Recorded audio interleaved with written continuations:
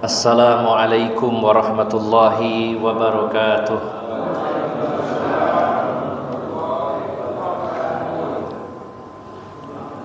Innal hamdalillahi nahmaduhu wa nasta'inuhu wa nastaghfiruh wa na'udzu billahi min shururi anfusina wa min sayyiati a'malina. May yahdihillahu fala mudilla lahu wa may yudlil fala hadiyalah. Ashhadu an la ilaha illallah wahdahu la syarika lah wa ashhadu anna Muhammadan abduhu wa rasuluhu la nabiyya ba'dah. Sallallahu alaihi wa ala alihi wa ashabihi wa tabi'in wa tabi'it tabi'in wa man tabi'ahum bi ihsanin ila yaumiddin. Ya ayyuhalladzina amanu taqullaha haqqa tuqatih wala tamutunna illa wa antum muslimun, amma ba'd. Para alim ulama, para ustaz, para sesepuh, bini sepuh yang senantiasa saya hormati dan saya muliakan, bapak-bapak dan ibu-ibu jamaah Masjid Al-Ikhlas yang dirahmati Allah Subhanahu wa taala. Alhamdulillah, kita sangat bersyukur kepada Allah Subhanahu wa taala yang telah memberikan nikmat umur kepada kita semuanya. Dengan nikmat umur ini, semoga kita bisa memperbanyak kebaikan-kebaikan, dan semoga dengan umur yang Allah berikan ini, kita benar-benar serius untuk memperbaiki diri, serius untuk bertaubat kepada Allah Subhanahu wa ta'ala, serius untuk mengganti keburukan-keburukan kita di masa lalu dengan kebaikan-kebaikan saat ini dan hari esok bila memang Allah perkenankan. Maka Bapak Ibu jamaah sekalian yang dimuliakan Allah Subhanahu wa taala, bagi kita setiap waktu, setiap momen, setiap kesempatan harus menghasilkan kebaikan, harus menghasilkan pahala. Apapun yang sedang kita rasakan, apapun yang sedang kita alami, situasi dan kondisi apapun hendaknya membuahkan nilai ibadah di sisi Allah Subhanahu wa taala. Setiap waktu, setiap saat, bahkan sampai seluruh aktivitas kita termasuk tidurnya kita harus bernilai ibadah di sisi Allah Subhanahu wa taala. Bapak Ibu jamaah sekalian, kita harus berambisi membawa bekal sebanyak-banyaknya ketika kita pulang kampung ke alam akhirat nanti, ketika kita akan berjumpa dengan Allah Subhanahu wa ta'ala. Saat kebaikan kita rasakan, apakah itu berupa limpahan rezeki, dapat sesuatu yang nikmat, maka kita perbesar rasa syukur kita kepada Allah, dan ini bernilai pahala. Dan tentunya kita tidak melupakan saudara kita, berbagi kenikmatan yang Allah berikan kepada kita agar saudara kita pun bisa merasakannya. Saat hal yang tidak mengenakkan menimpa kita, disinilah justru kesempatan kita untuk meraih pahala ibadah yang tak terbatas, yaitu sabar. Karena Allah menyatakan, innama yuwaffas sabiruna ajrahum bighairi hisab. Hanyalah orang-orang yang sabar yang pahalanya akan disempurnakan tanpa hitungan. Jadi saat kita mendapatkan musibah, sesuatu yang tidak mengenakkan, kita katakan bahwa inilah saatnya saya mendapatkan pahala yang tidak ada batasnya.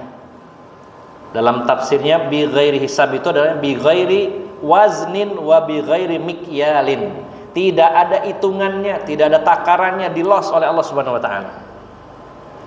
Sehingga Bapak Ibu jamaah sekalian, dalam situasi apapun, baik senang maupun susah, saat gembira maupun sedih, saat kenyang maupun lapar, atau keadaan apapun, maka bagi kita semuanya hendaknya bernilai pahala di sisi Allah Subhanahu wa taala. Saat kebaikan, kesenangan, kita bersabar, kita bersyukur dan dapat pahala. Saat susah, saat sedih, saat kecewa, saat sakit, kita bersabar, dan itu pahalanya luar biasa Bapak Ibu jamaah sekalian. Maka pahala kita dapatkan bukan hanya saat ngaji, bukan hanya saat sholat, bukan hanya saat baca Quran, bukan hanya saat berzikir, tapi justru setiap momen, setiap kesempatan, bahkan saya tegaskan setiap detik pun harusnya bernilai ibadah kepada Allah Subhanahu wa ta'ala. Semua ini tidak akan bisa kita raih kecuali atas pertolongan Allah Subhanahu wa ta'ala. Kita tak berdaya, la haula wala quwata illa billah. Tidak ada daya upaya, tidak ada kekuatan kecuali atas pertolongan Allah Subhanahu wa ta'ala. Sehingga kita memohon kepada Allah, semoga kita diteguhkan di atas iman, di atas Islam, dan semoga kita diberikan semangat untuk selalu mengabdi, beribadah hanya kepada Allah Subhanahu wa ta'ala. Bapak Ibu jamaah sekalian yang dimuliakan Allah Subhanahu wa ta'ala, kajian malam hari ini berjudul Syahid, Jalan Terbaik untuk Pulang. Ya. Pulang di sini artinya pulang ke kampung akhirat. Maka Bapak Ibu jamaah sekalian yang dimuliakan Allah Subhanahu wa ta'ala, sebenarnya pilihan bagi kita untuk memilih jalur mana. Pilihan bagi kita meninggal dalam keadaan seperti apa. Namun Bapak Ibu jamaah sekalian yang dimuliakan Allah Subhanahu wa ta'ala, semua tentu tidak lepas dari takdir Allah. Namun kita sebagai hambanya meminta, berdoa, bermunajat, kemudian berupaya dan berusaha agar bisa melalui jalan terbaik menuju Allah Subhanahu wa ta'ala. Bapak Ibu jamaah sekalian yang dimuliakan Allah Subhanahu wa ta'ala, poin pertama, kita betul-betul harus menanamkan sedalam-dalamnya dan seyakin-yakinnya bahwa setiap dari kita akan meninggal dunia. Di dunia ini, kalau boleh dikumpulkan, maka tidak ada sesuatu yang benar-benar pasti kecuali kematian. Sampai Allah menyebutnya sebagai al-yaqin. Kalau ada orang mengatakan, aku akan memenuhi janjiku sebagaimana matahari akan terbit besok dari timur, belum tentu besok terbit dari timur. Tapi kalau kematian itu sudah yakin, pasti. Sampai Allah menyatakan, wa'bud rabbaka hatta ya'tiyakal yaqin. Sembahlah Tuhanmu sampai datang kepadamu al-yaqin, sesuatu yang pasti, tidak akan pernah meleset. Bapak Ibu jamaah sekalian, di dalam Al-Quran ayat yang berbunyi kullu nafsin dha'iqatul maut terdapat dalam 3 ayat di dalam Al-Quran. Bukan hanya 1 ayat. Yang terkenal ada di ayat surat Ali Imran 185, surat 3 ayat 185. Ini yang paling sering dibaca, terutama saat ada yang meninggal dunia. Surat Ali Imran ayat 185. Namun di ayat lain, yaitu surat Al-Anbiya ayat 35. Kemudian juga dalam surat Al-Ankabut, yaitu ayat 57. Jadi ada 3 ayat yang senada, bahkan teksnya sama persis, yang berbunyi kullu nafsin dha'iqatul maut. Setiap yang bernyawa, setiap yang berjiwa, dha'iqah akan merasakan kematian. Bapak Ibu jamaah sekalian, jangankan manusia, bahkan orang sakti sekalipun, ya, semuanya akan meninggal dunia. Yang namanya Gajah Mada hebat, meninggal dunia. Yang namanya Arya Kamandanu hebat, meninggal dunia. Kalaupun ada ya Pak. Yang namanya Angling Darmo meninggal. Kalau lihat di filmnya kan sakti sekali Pak itu. Yang punya ajian rawa rontek katanya tidak bisa mati, tetap mati, nggak ada sampai hari ini pun. Kalau memang tidak mati, kalau betul ada ajian itu, orangnya nggak akan mati-mati, buktinya tetap mati. Bahkan manusia-manusia yang paling Allah sayangi, paling Allah cintai, para nabi dan rasul sudah meninggal, kecuali Nabi Isa yang diangkat ke langit kedua oleh Allah Subhanahu wa taala, dan itu pun nanti akan mati juga, akan meninggal juga. Para nabi meninggal, Rasulullah SAW sudah tiada. Bahkan Bapak Ibu jamaah sekalian, karena lafadznya kullu, setiap nafsin yang berjiwa, yang bernyawa akan meninggal, akan mati, termasuk bangsa jin yang konon kabarnya banyak di antara mereka yang berumur panjang sekali. Namanya jin Ifrit. Kita baca dalam sejarah di mana dia juga tunduk kepada Nabi Sulaiman. Dan itu di zaman Rasulullah ada juga jin ifrit. Waktu Rasulullah Isra Mi'raj dikejar oleh jin ifrit. Bahkan sampai hari ini panjang umurnya. Entah kapan matinya jin ifrit. Saya juga gak pernah ketemu ya. Tapi pasti akan mati. Bangsa jin seluruhnya akan mati. Manusia, bangsa jin, binatang, bahkan para malaikat seluruhnya akan merasakan mati. Bayangkan Pak, malaikat. Ketika seluruh makhluk sudah mati, manusia, binatang, bangsa jin, bangsa malaikat, penduduk langit mati. Kemudian selanjutnya yang terakhir adalah para malaikat yang menyangga arasnya Allah Subhanahu wa taala juga akan mati. Malaikat Mikail, malaikat Jibril. Bahkan terakhir Allah akan matikan malaikat pencabut nyawa. Terakhir sekali karena tugasnya nyabut nyawa, jangan diambil dulu petugasnya. Allah menyatakan kamu juga makhluk, kamu juga bernyawa, harus merasakan mati. Wallahu alam, kita tidak tahu detailnya bagaimana kematiannya para malaikat, itu adalah rahasia Allah Subhanahu wa taala, tapi kita pegang erat-erat bahwa setiap yang bernyawa, setiap yang berjiwa akan merasakan kematian. Berarti Bapak Ibu jamaah sekalian, tidak ada yang lolos dari kematian, termasuk saya dan seluruh yang hadir di masjid ini pada malam ini, semuanya nggak ada yang lolos dari kematian. Dan Bapak Ibu jamaah sekalian, kita sedang antri dan tidak ada yang akan nambah, artinya memundurkan kita. Wah, ini antriannya ada 10, tiba-tiba di depan kita ada 2 orang, jadi kita mundur lagi. Enggak. Sudah paten. La yastakhiruna sa'atan wa la yastaqdimun. Tidak akan diakhirkan dan dimajukan walaupun sesaat. Antrian ada di hadapan kita. Entah kita nomor berapa, kita tidak tahu, yang pasti sedang antri menuju kampung akhirat. Orang-orang yang kita cintai selama ini, apakah orang tua, saudara, anak kita yang mendahului kita, hakikatnya tidak hilang, tapi mereka lebih berangkat duluan daripada kita. Berangkatnya duluan, kita akan menyusul mereka. Ini poin yang pertama Bapak Ibu jamaah sekalian, hendaknya selalu mengingat kematian. Kita perbanyak sebagaimana perintah Rasulullah, aktsiru dzikra hadzimil ladzat. Perbanyak oleh kalian mengingat pemutus kelezatan, yaitu kematian. Alangkah beruntungnya orang yang sering mengingat kematian, Masya Allah. Ini sangat beruntung karena dia akan selalu siap dan selalu berupaya mencari bekal sebanyak-banyaknya. Ini orang yang banyak mengingat kematian. Kemudian Bapak Ibu jamaah sekalian, kita diperintah oleh Rasulullah SAW dalam menyikapi hidup dunia ini sebagaimana dalam hadis riwayat Imam Ahmad, Abu Daud, Tirmizi dan Ibnu Majah. Beliau Rasulullah SAW bersabda, "Kun fid dunya ka'annaka gharibun aw 'abir sabil." Kun fid dunya ka'annaka gharibun aw 'abir sabil. Wa'udda nafsaka min ahlil kubur.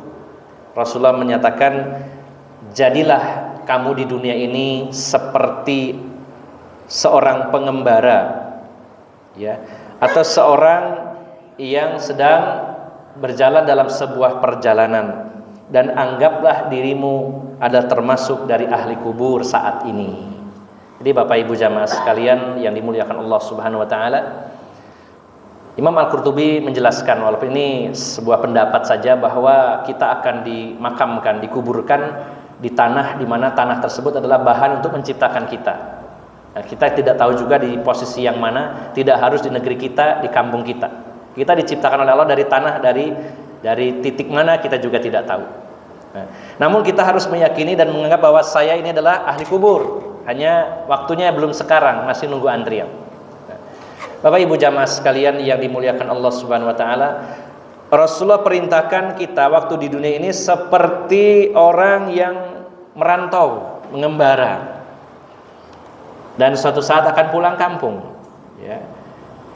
Kita merantau di sebuah kota yang tidak memastikan bahwa saya akan tinggal di sini, hanya merantau saja, setelah itu akan pulang. Inilah hakikat kehidupan dunia. Di sini kita sedang merantau, sebentar lagi akan pulang kampung. Nah, ini disampaikan oleh Rasulullah SAW. Jadi Bapak Ibu jamaah sekalian, setiap saat kalau bisa memang kita harus selalu mengingat kematian. Ya. Maka setelah ingat dengan kematian, dan kematian hanya tinggal satu kali lagi. Kita mati 2 kali, hidup 2 kali, sebagaimana Allah menyatakan, kaifa takfuruna billahi wa kuntum amwatan fa ahyaakum summa yumitukum summa yuhyikum summa ilaihi turja'un. Bagaimana kamu akan kufur sementara dulunya kamu mati, lalu kamu hidup, lalu mati lagi, lalu hidup lagi. Berarti 2 kali mati dan 2 kali hidup. Kematian yang pertama sudah lewat, kehidupan yang pertama sedang berlangsung, sehingga kematian terakhir menunggu, ya. Artinya Bapak Ibu jamaah sekalian, kita akan meninggal hanya sekali, Pak. Tidak ada pilihan lagi. Dalam Islam tidak ada keyakinan tentang reinkarnasi. Apa nih Pak? Reinkarnasi, bukan nasi sego ya. Reinkarnasi artinya lahir kembali. Setelah meninggal nanti lahir lagi di zaman lain, mati lagi, hidup lagi, mati lagi, hidup lagi, gak ada habis-habisnya terus.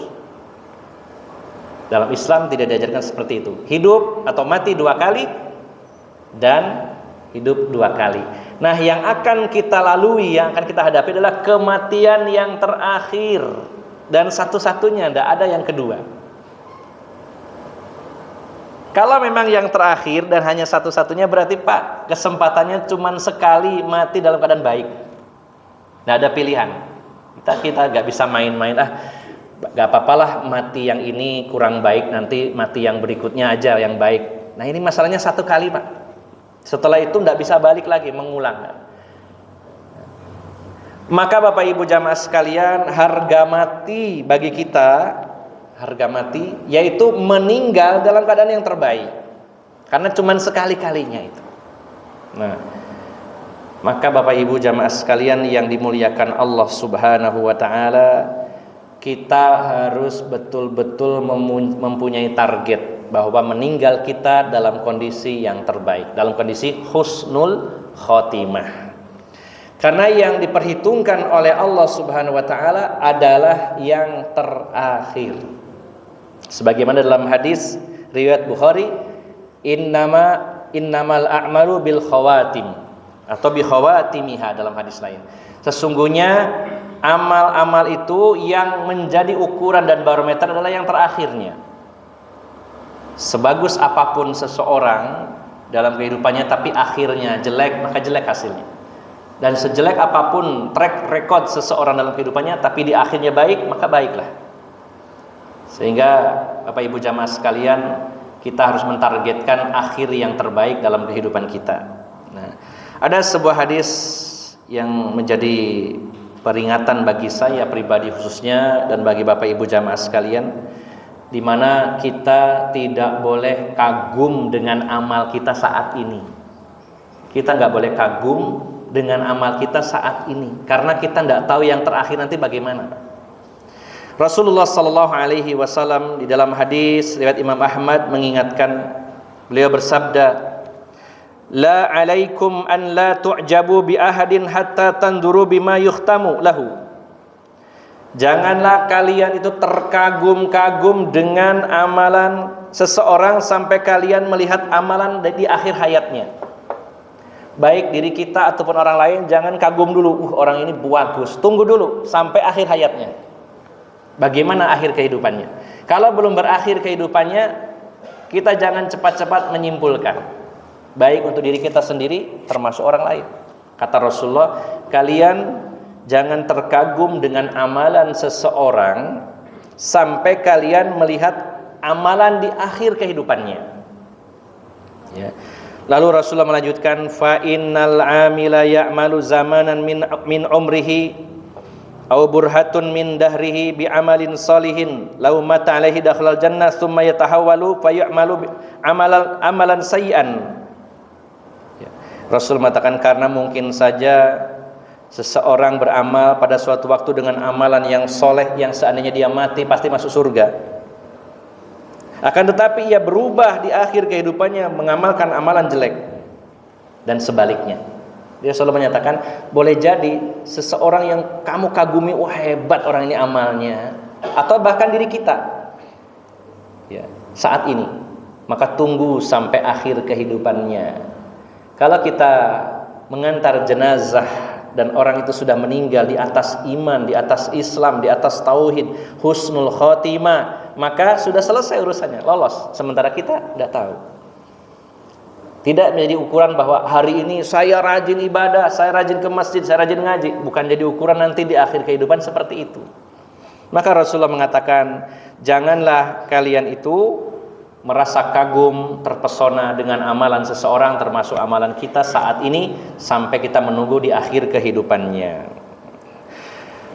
Maka Rasulullah lalu melanjutkan, begitu pula sebaliknya ada orang yang berbuat jelek, kita jangan cepat-cepat menyimpulkan ini pasti masuk neraka. Tunggu dulu sampai akhir hayatnya.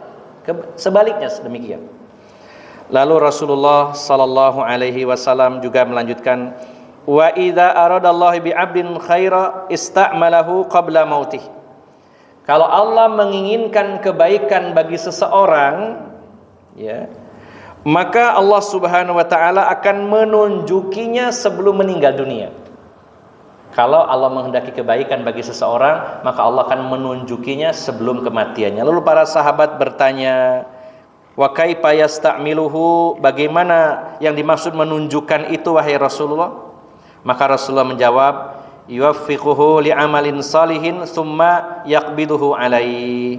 Maksudnya adalah Allah memberikan taufik, pertolongan kepadanya untuk beramal soleh dan meninggal dalam keadaan seperti itu. Jadi orang yang mendapat petunjuk Allah itu adalah orang yang diberikan kemudahan beramal soleh lalu meninggalnya dalam keadaan seperti itu, dalam keadaan amal soleh. Maka Bapak Ibu jamaah sekalian yang dimuliakan Allah Subhanahu wa taala, kita tidak tahu ending kehidupan kita nanti saat meninggal dunia, namun kita bisa mengupayakannya. Satu, tentunya dengan doa. Karena ini adalah anugerah, pemberian dari Allah. Siapa yang diberikan petunjuk oleh Allah, yang tadi diberikan petunjuk, maka dialah orang yang beramal soleh di akhir kehidupannya dan meninggal dalam keadaan beramal soleh. Kita minta kepada Allah Subhanahu wa taala. Kemudian yang kedua, berusaha untuk selalu ikhlas. Berusaha untuk ikhlas. Karena ada pertanyaan, kenapa orang yang secara sepintas dia mengamalkan amalan ahli surga, tapi di akhir kehidupannya mengamalkan amalan ahli neraka lalu masuk neraka? Ada orang protes mungkin, kok bisa lah, terus apa gunanya kita beramal soleh, kemudian tapi tiba-tiba di akhir kehidupannya beramal yang jelek? Maka penjelasan dari para ulama itu adalah berlaku bagi orang-orang yang zahirnya salih tapi hatinya tidak. Kalau kita sudah ikhlas beribadah dan terus menerus seperti itu, insya Allah Allah akan anugerahkan husnul khotimah. Orang yang berubah di akhir kehidupannya adalah orang yang secara zahirnya dia pandai bersandiwara. Dia menunjukkan kepada manusia kebaikan-kebaikannya, tapi keikhlasannya nol, tidak ada. Banyak ria, banyak pamer, ini yang berbahaya Bapak Ibu. Tapi kalau kita sudah beramal soleh dan ikhlas, kita berupaya istiqomah, insya Allah meninggalnya dalam keadaan seperti itu, insya Allah. Nah Bapak Ibu jamaah sekalian yang dimuliakan Allah Subhanahu wa ta'ala, ada belasan poin tentang ciri orang itu husnul khotimah, sebagaimana dalam sebuah kitab yang berjudul Ahkamul Janaiz disebutkan alamatu husnil khotimah, tanda-tanda husnul khotimah ada sekitar 19 poin. Nah maka salah satu tanda orang husnul khotimah adalah orang yang mati syahid. Orang yang mati syahid sudah pasti husnul khotimah, gelarnya saja as-syahid.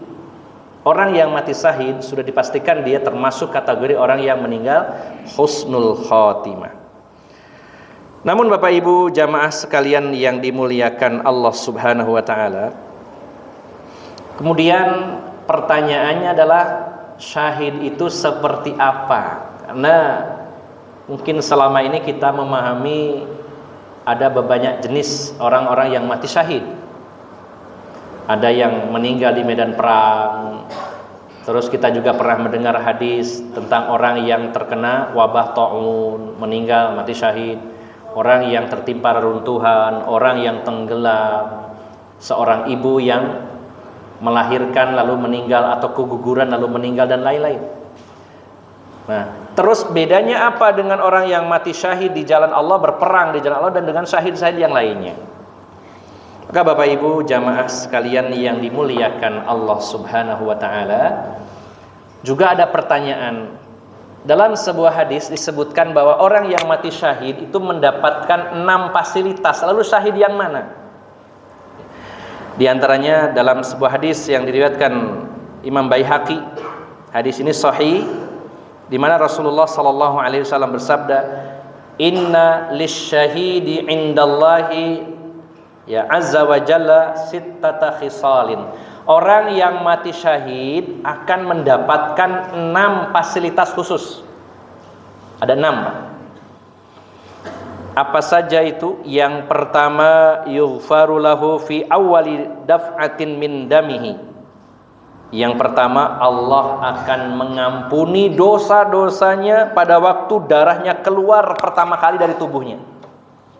Sejak tetesan pertama darahnya sudah hapus dosanya oleh Allah Subhanahu wa taala. Ini fasilitas yang luar biasa. Dosa-dosanya dihapus oleh Allah Subhanahu wa taala. Ada pengecualian dalam hadis lain, orang yang mati syahid dihapuskan seluruh urusannya, semua kesalahannya kecuali hutang. Walaupun mati syahid, kalau punya hutang, maka tetap akan dimintai pertanggungjawaban oleh Allah Subhanahu wa taala. Namun secara umum, orang yang mati syahid gugur di medan perang akan mendapatkan 6 fasilitas. Yang pertama, diampuni dosanya sejak tetesan darah yang pertama yang keluar dari tubuhnya. Kemudian yang kedua, wa yura maq'adahu minal jannah. Yang kedua, akan diperlihatkan untuknya tempat duduknya di surga. Begitu meninggal sudah ditampakkan, ini jatah rencana tempat tinggal kamu di surga. Pasti bahagia.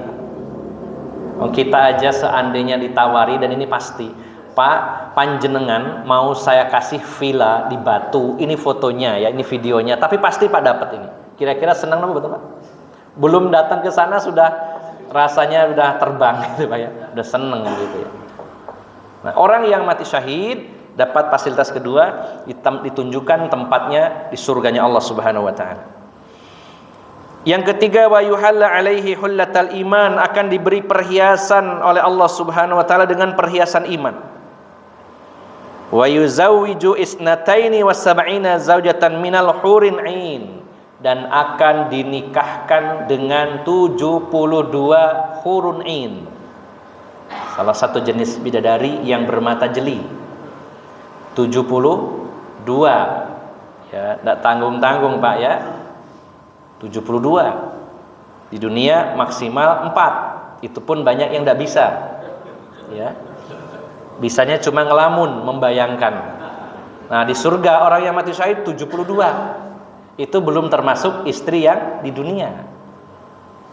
Jadi ibu-ibu jangan khawatir suaminya, waduh kalau suami saya mati syahid 72, terus saya di mana posisinya? Ibu akan menjadi ya ratunya para bidadari tersebut kalau solihah dan meninggal dalam keadaan husnul khotimah, dan juga suaminya orang yang solih. Dia akan tetap jadi suami istri di surga. Wah, nggak belenger Ustadz, mau di dunia wis belenger ya, enggak. Di surga pasti senang ya, dijamin senang, nggak ada yang nggak enak, pasti enak semuanya. Nah, ini fasilitas orang yang mati syahid. Kemudian yang berikutnya nomor berapa tadi Pak? Nomor 4. 1, diampuni dosanya. Yang kedua, tempatnya di surga ditunjukkan. Yang ketiga, diberi perhiasan iman. Yang keempat, dinikahkan dengan 72 bidadari. Berikutnya, wa yujaju min azabil qabr. Dan akan dibebaskan dari azab kubur. Bebas dari siksa kubur, jamin. Ya, bahkan dalam hadis yang lain, orang yang mati syahid ini bebas dari pertanyaan munkar dan nakir, lolos. Kemudian wa ya'manu yaumal faz'il akbar. Ya. Dan juga akan aman dari goncangan hari kiamat, tiupan sangkakala yang menggoncang seluruh langit dan bumi. Nah, ini lebih dari 6 sebenarnya ya. Gabungan, mungkin ada beberapa yang gabungan. Wa yudha'u ala ra'sihi tajul wiqaril yaqut minhu khairun minad dunya wa ma fiha, dan juga akan diberikan mahkota yang sebutir mutiaranya lebih baik dari dunia dan seisinya. Dan yang terakhir yaitu akan wa yushaffa fi sab'ina insanan min aqaribihi, diberi kuota memberikan syafaat kepada 70 anggota keluarganya. Jadi banyak sekali Bapak Ibu jamaah sekalian. Dan juga ada hadis yang lain di luar hadis ini, orang yang mati syahid akan merasakan sakratul maut seperti gigitan semut. Kalau yang tidak mati syahid, walaupun dalam keadaan baik, walaupun dalam keadaan beriman, sangat sakit. Jangankan ruh berpisah dari badan, kita kebacok sedikit aja Pak Cas gitu ya, sakitnya luar biasa. Nah, ini ruhnya dilepas, tetap akan merasakan sakit, tapi mudah-mudahan sebentar. Bukankah Rasulullah juga sesaat ketika sakratul maut sampai memasukkan tangan beliau ke air dalam bejana lalu mengusap wajah beliau, merasakan beratnya sakratul maut. Ini Rasulullah SAW. Jadi memang keluar ruh itu dari tubuh kita, tapi akan merasakan sakitnya sakratul maut. Nah, orang-orang yang mati syahid seperti digigit semut, walaupun secara zahirnya mungkin dia dipenggal lehernya, mungkin ditembak dengan senapan mesin, mungkin hancur kena bom dan sebagainya, tapi dia merasakan sakitnya sakratul maut seperti gigitan semut. Nah, kemudian Bapak Ibu jamaah sekalian yang dimuliakan Allah Subhanahu wa taala, pertanyaannya adalah kalau kita harus meninggal lewat jalur syahid atau mati syahid dan mendapatkan fasilitas itu, lalu siapa yang mendapatkan fasilitas itu? Bukankah orang yang syahid itu banyak jenisnya? Bukankah Rasulullah sallallahu alaihi wasallam telah menyatakan kepada para sahabat ya, ketika Rasulullah bertanya kepada para sahabat, beliau bertanya kepada para sahabat, "Wa ma ta'uduna syahadah?" Tahukah kalian siapa orang yang mati syahid itu? Rasulullah bertanya kepada para sahabat, siapakah orang yang mati syahid itu? Qalu al-qatlu fi sabilillahi azza wa jal. Orang yang mati syahid itu adalah orang yang terbunuh ketika berperang membela agama Allah Subhanahu wa taala. Maka Rasulullah menjawab, ya, kalau seperti itu berarti yang mati syahid sedikit. Maka Rasulullah menyebutkan bahwasanya orang-orang yang mati syahid itu banyak, di antaranya al-mat'unu syahidun, orang yang terkena wabah taun, penyakit taun menular, yaitu munculnya seperti bisul-bisul di badan, keluar darah dan nanah warnanya kehitaman. Walaupun ada sebagian yang menafsirkan taun itu semua jenis wabah termasuk corona, tapi saya pribadi mengambil pendapat bahwa taun ini khusus, bukan semua wabah. Karena memang ada hadis-hadis yang khusus menyatakan bahwa taun tidak akan masuk Mekah dan Madinah. Buktinya corona masuk Mekah dan Madinah di antaranya. Maka orang yang terkena penyakit taun kemudian meninggal dunia, maka dia mati syahid. Jadi ketika Rasulullah bertanya siapa orang yang mati syahid, para sahabat serempak menjawab, orang yang gugur di medan perang membela agama Allah. Kata Rasulullah, kalau begitu yang mati syahid sedikit. Maka beliau menyatakan orang yang terkena wabah taun meninggal maka syahid. Wal mabtunu syahidun, orang yang sakit perut meninggal lalu dia meninggal maka mati syahid. Jenis penyakit perut ini kalau dijelaskan dalam syarahnya yaitu sahibu da'il batan. Orang yang sakit perutnya ini macam-macam sebenarnya. Orang yang memiliki sakit di perutnya bisa jadi berupa muntaber, ya. Para ulama menjelaskannya orang yang terkena muntaber, bukan mundur tanpa berita ya, tapi diare yang terus muntaber, kolera, mungkin ada kanker di lambungnya, di ususnya, di perut. Orang yang semua sakit di bagian perut, kalau meninggal maka dia mati syahid. Wal ghariqu syahidun, dan orang yang mati tenggelam, dengan syarat semuanya adalah orang mukmin, matinya tenggelam. Ya, tenggelamnya bebas, nggak harus di laut Pak, ya tenggelam di sumur, di kolam atau di mana saja. Ya, asal jangan tenggelamnya di Rolak Songo karena bunuh diri ya. Ya, bukan kalau itu bunuh diri tidak masuk ya. Kemudian wasahibul hadami syahidun, orang yang tertimpa reruntuhan, tertimpa benda yang keras, reruntuhan, ya, juga syahid. Wasahibu dzatil jambi syahid, orang yang terkena penyakit di dadanya, ini disebutkan sebagai orang yang terkena radang di dadanya, mungkin wilayah jantung, paru-paru, sewilayah dada, beda dengan perut, lebih di atas. Disebut sebagai sahibu dzatil jambi syahid. Wa sahibul haraqi syahid, orang yang meninggal karena terbakar. Bakar ini macam-macam, Pak. Terbakar api, bisa jadi kesetrum, terbakar juga kena sambaran petir, terbakar. Bukan yang terbakar cemburu lain. Terbakar api, tapi apinya macam-macam, Pak. Jangan diluaskan, wah berarti terbakar cemburu terus mati, enggak, lain lagi, karena itu cuma istilah saja. Kemudian wal mar'atu tamutu bijum'i syahidah, wanita yang meninggal karena hamil, apakah dia keguguran atau pas melahirkan kemudian meninggal, maka dia juga syahid. Nah, pertanyaannya Bapak Ibu jamaah sekalian, kalau memang orang mati syahid itu jenisnya banyak, orang yang terbunuh di medan perang membela agama Allah, orang yang terkena penyakit taun, orang yang sakit perutnya, kemudian orang yang tertimpa reruntuhan, orang yang tenggelam, orang yang sakit di dadanya, orang yang terbakar, kemudian wanita yang keguguran dan melahirkan. Bahkan dalam hadis yang lain, orang yang meninggal saat membela hartanya. Ya. Man qutila duna malihi, kata Rasulullah, siapa yang terbunuh karena membela hartanya saat dirampok, dibegal, dia melawan, maka fahuwa syahid, dia mati syahid. Dalam hadis yang lain, man qutila duna ahlihi fahuwa syahid, siapa yang meninggal terbunuh membela keluarganya, maka dia juga mati syahid. Jadi banyak sekali Bapak Ibu jamaah sekalian, ada belasan jenis orang yang meninggal mati syahid. Dan seluruh orang yang mati syahid ini seluruhnya adalah orang yang husnul khotimah. Namun dirinci oleh para ulama bahwa orang yang mati syahid itu ada 3 jenis. Dikelompokkan jadi 3. Yang pertama syahid, yaitu syahidud dunia, syahid dunia. Syahid dunia itu siapa? Orang yang meninggal di medan perang, ya, namun niatnya bukan karena Allah, bukan karena membela agama Allah, tapi ingin disebut pahlawan, ingin disebut pemberani, dia meninggal juga. Nah, kenapa disebut syahidud dunya? Karena diperlakukan di dunia seperti orang yang mati syahid pada umumnya.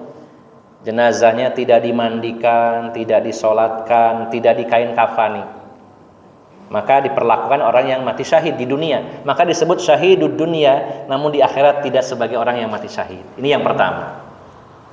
Yang kedua, syahidul akhirah, mati syahid di akhirat, artinya dia mendapatkan pahala syahid, tapi di dunia dia diperlakukan sebagaimana jenazah pada umumnya kaum muslimin, dimandikan, dikafani, disolati, lalu dikuburkan.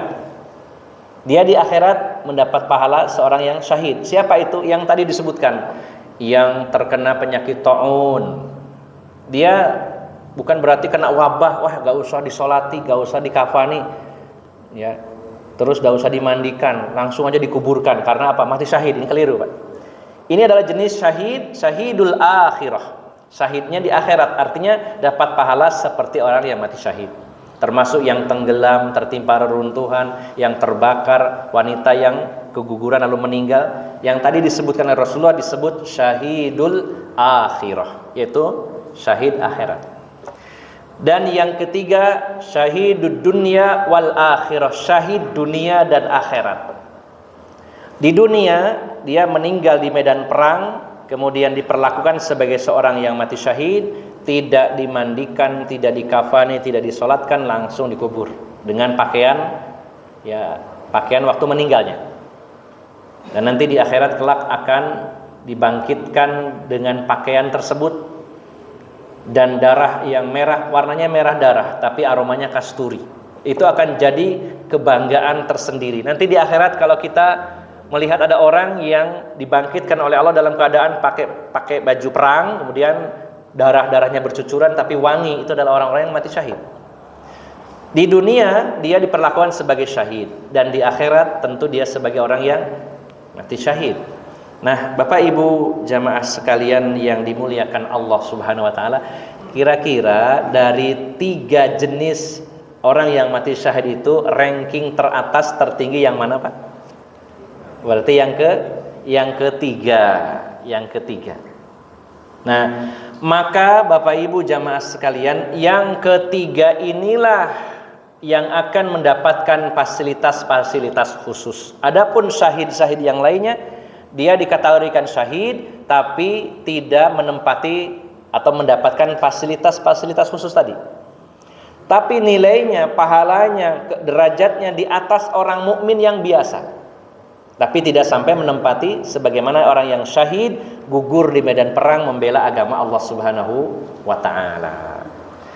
Bapak Ibu jamaah sekalian yang dimuliakan Allah Subhanahu wa taala, dan orang-orang yang mati syahid di jalan Allah Subhanahu wa taala, berperang di jalan Allah Subhanahu wa taala, maka mereka itu secara khusus ruhnya akan Allah tempatkan dalam tembolok burung-burung yang berwarna hijau, di mana sangkar atau sarang-sarang mereka bergelantungan di bawah arasy-Nya Allah, dan burung ini setiap harinya berterbangan di dalam surganya Allah Subhanahu wa taala, memakan biji-bijian surga. Jadi posisi ruhnya orang yang mati syahid saat ini ketika mereka berada di dalam kubur, ruhnya ditempatkan di tembolok burung berwarna hijau sebagaimana dalam hadis-hadis sahih.